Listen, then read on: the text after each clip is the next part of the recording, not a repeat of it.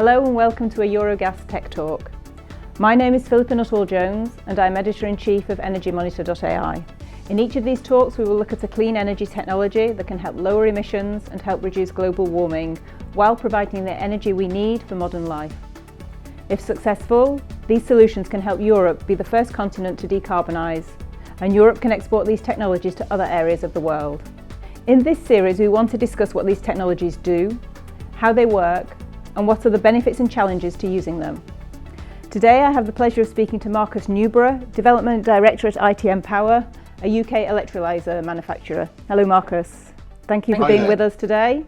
Could you start by giving us a quick introduction of your company? ITM Power is a manufacturer of PEM electrolysers based in Sheffield in the UK.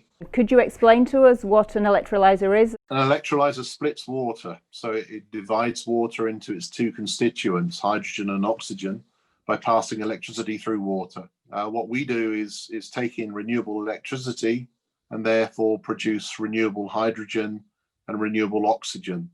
There's no CO2 emissions, there's no associated greenhouse gas footprint. Could you explain in a bit more detail what sectors where we can use electrolysers, where are they best used to help the clean energy transition? All those existing applications that currently use molecules, if you will, that use coal and oil and gas and can transition to using green hydrogen instead. We're seeing an increasing number of buses, coaches, trucks, trains, heavy vehicles being developed to run on hydrogen. Hydrogen fuel for vehicles, fuel cell vehicles, is very effective in the sense that you can refill those vehicles as quickly as you can a petrol or diesel car. You can drive a similar range. There is no tailpipe emission. So you get rid of all those nasty pollutants that we're used to breathing in. And therefore there are clean air advantages as well as decarbonisation advantages. So mobility or the transport sector is a very clear category of application. Many different things connect to the gas grid. And this could be a major way of decarbonising all the heating processes and heat engines that connect to the gas grid. Okay, I mean that all sounds very promising, but as we all know there's rarely a silver bullet to anything and you've got lots of benefits that you're talking about. So why is it not already being used at scale? The concepts have been known for a long time. The applications have been quite restricted because, frankly, fossil fuels are cheap and therefore most existing systems depend on fossil fuels. The only reason to change that is the need to decarbonise and depollute, if you will, the atmosphere.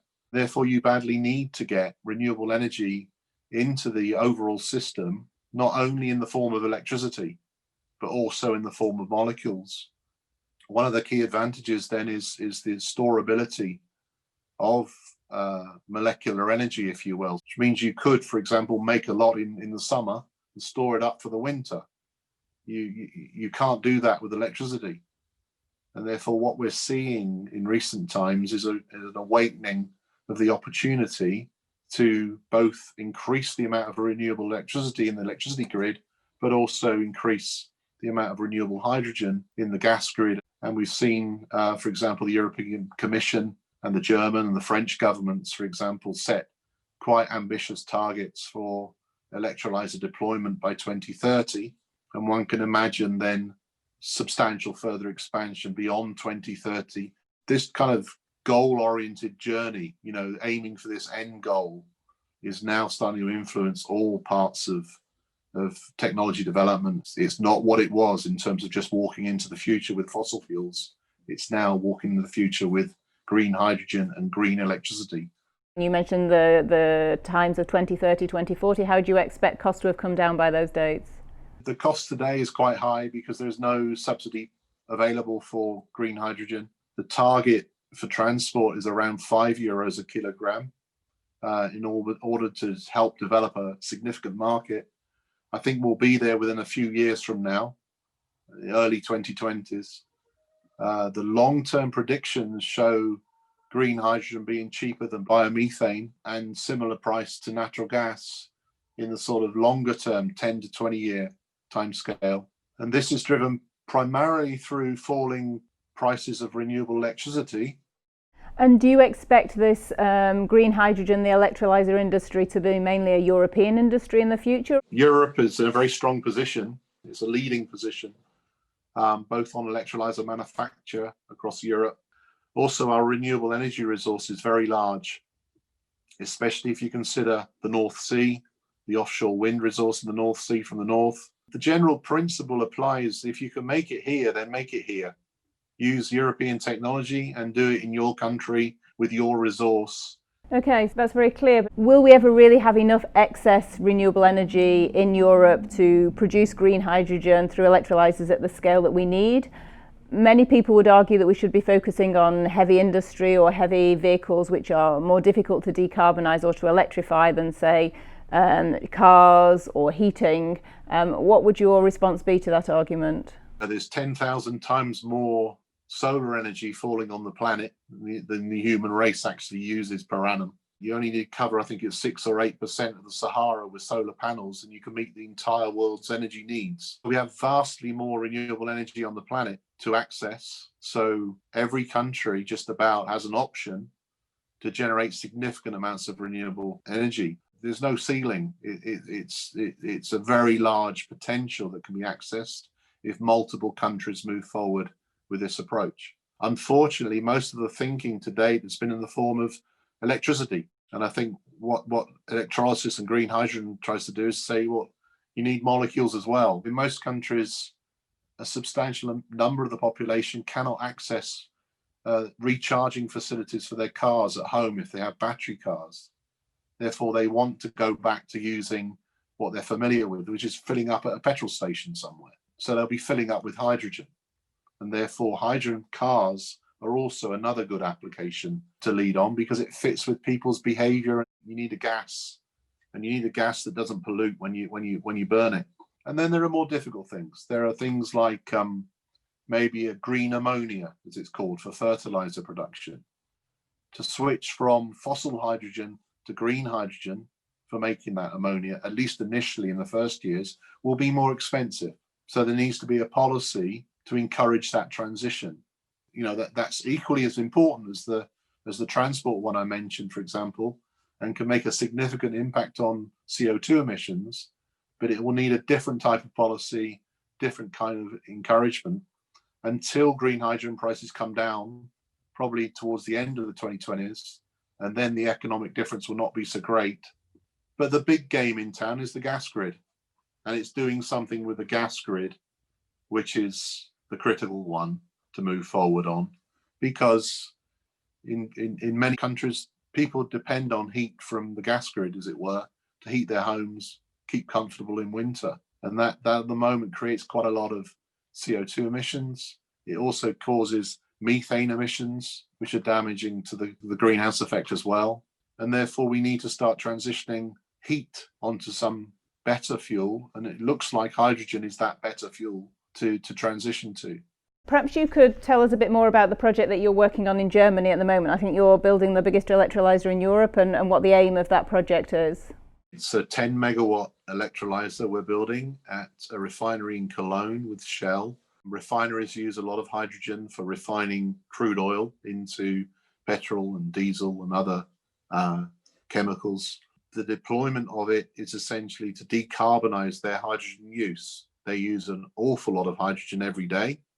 And by deploying an electrolyzer, we can start to provide some green hydrogen into that mix. And by expanding its capacity over the future years, that contribution becomes more significant. And that process, as a large-scale industrial process, starts to decarbonize. So we have the prospect of many refineries, and there are several tens of refineries across Europe that can start to deploy this as a decarbonization tool for reducing the carbon footprint of the substances they manufacture. So what we're doing with Shell in Cologne is really proving that approach. It's the first deployment of a large PEM electrolyzer anywhere. And then you can see a rollout model, if you will, of both expanding its capacity in future years, but also replicating the approach in numerous refineries across Europe and decarbonizing the products of a refinery. But these processes need to decarbonize, and they need a solution.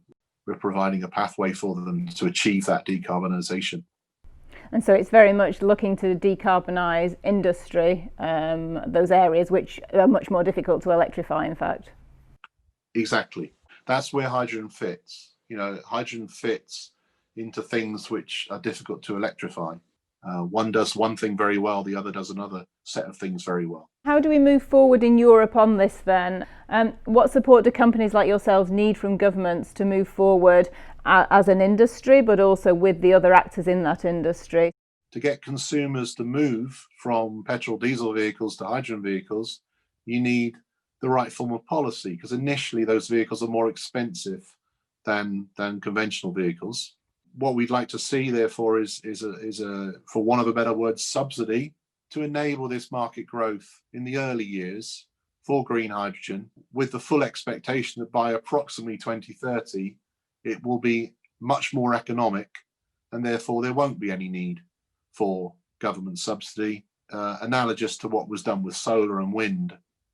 I think for the industrial processes, perhaps a mandate or a target setting approach to decarbonize those processes, because the public want them decarbonized.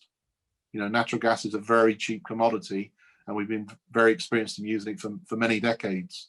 Therefore, we need governments to start understanding that and transitioning the use of the gas grid towards hydrogen, so that all the millions of people that connect to it can also decarbonize. Just to finish, a final question. That was very much kind of focused on your industry. How does that fit with the electrification side of the story? Because they may argue actually electric vehicles are cheaper and therefore we need a policy for electrification. So how can you work together as an industry in general so that the public understand that you're working together for the best solution? I think working together is the essence of what's needed. Green hydrogen is not a gas sector solution. Its input energy is electricity. Therefore, it's as much an electricity sector solution as it's a gas sector solution. But we're transitioning now to something where working together will provide the solution. Thanks, Marcus. So that brings us to the end of this Eurogas Tech Talk. Today we were listening to Marcus Newborough, Development Director at ITM Power in the UK. Thank you for joining us, and we hope you will join more of our Tech Talks.